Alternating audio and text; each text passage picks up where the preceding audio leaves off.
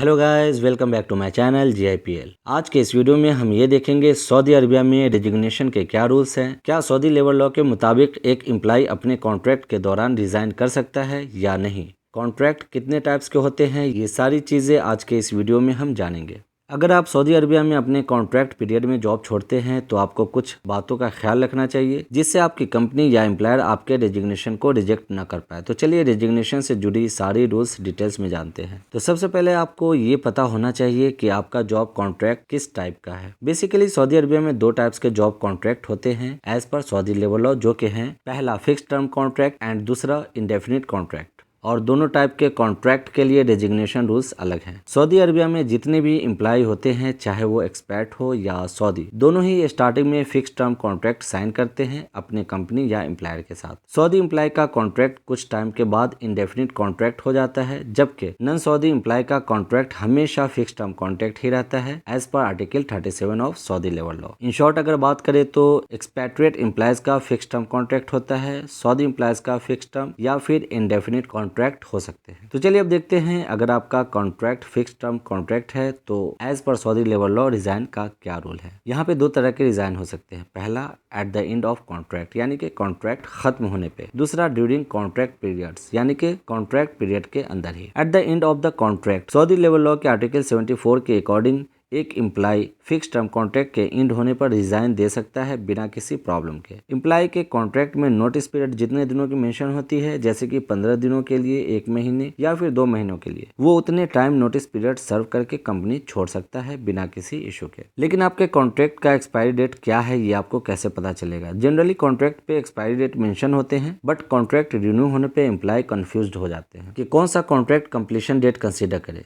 अगर आपके fix term contract पे किसी भी स्पेसिफिक पीरियड के लिए रिन्यू क्लॉज मेंशन है तो आपका कॉन्ट्रैक्ट उस टाइम पीरियड के लिए फिर से रिन्यू कर दिया जाता है as per article 55 clause 2 of Saudi labour law. अगर आपके फिक्स टर्म कॉन्ट्रैक्ट पे किसी भी स्पेसिफिक पीरियड के लिए रिन्यूअल क्लॉज मेंशन नहीं है तो क्या होता है। इसमें अलग अलग रूल्स है नॉन सऊदीज और सऊदी के लिए। सबसे पहले बात करते हैं नॉन सऊदीज की। एक्सपैट एम्प्लॉय का कॉन्ट्रैक्ट इकामा एक्सपायरी डेट तक के लिए रिन्यू होगा as per article 37 of Saudi labour law. अब बात करते हैं सऊदी के लिए। सऊदी एम्प्लॉय को अगर एम्प्लॉयर टर्मिनेट्स नहीं करती है तो उनका कॉन्ट्रैक्ट रिन्यू हो जाता है और वो कॉन्ट्रैक्ट इंडेफिनिट कॉन्ट्रैक्ट हो जाता है। अब बात करते हैं next rule during the contract period. अगर आप सऊदी अरबिया में कॉन्ट्रैक्ट पीरियड कंप्लीशन से पहले डिजाइन करना चाहते हैं और अगर आप फिक्स टर्म कॉन्ट्रैक्ट पे हैं तो आप मेक श्योर हो जाएं कि आपका एम्प्लॉयर आपसे फुल्ली एग्री हो, वरना एम्प्लॉयर को राइट है कि वो आपका रेजिग्नेशन रिजेक्ट कर सकती है और वो कंपनसेशन के लिए भी कह सकती है under article 77 of Saudi labour law. अगर एम्प्लॉयर आपका रेजिग्नेशन रिजेक्ट कर देती है तो बेहतर होगा आप अपना सारा कंपनसेशन को कंपेरिजन कर लें अपनी न्यू जॉब के इंक्रीमेंट सैलरी के हिसाब से, देन डिसाइड जॉब छोड़ने की। तो चलिए अब जानते हैं इंडेफिनिट कॉन्ट्रैक्ट क्या होता है और इस कॉन्ट्रैक्ट में कैसे रिजाइन दे सकते हैं। सऊदी एम्प्लॉयज का fix term contract indefinite contract हो जाता है इन दो कंडीशंस में। पहला कंडीशन यह है कि अगर सऊदी एम्प्लॉय के फिक्स टर्म कॉन्ट्रैक्ट में कोई भी रिन्यूअल क्लॉज नहीं होता है और एम्प्लॉयर अपने एम्प्लॉय को कॉन्ट्रैक्ट कंप्लीट होने पर टर्मिनेट नहीं करती है तो उस सऊदी एम्प्लॉय का कॉन्ट्रैक्ट इंडेफिनिट कॉन्ट्रैक्ट हो जाता है सऊदी अरबिया में। दूसरा कंडीशन यह है कि अगर किसी भी सऊदी एम्प्लॉय का फिक्स टर्म कॉन्ट्रैक्ट 3 बार लगातार रिन्यू होता है या वो उस कंपनी में लगातार 4 सालों तक या उससे ज्यादा से काम करते आ रहे हैं तो उसका कॉन्ट्रैक्ट इंडेफिनिट कॉन्ट्रैक्ट हो जाता है as per article 55 clause 2 of Saudi labour law.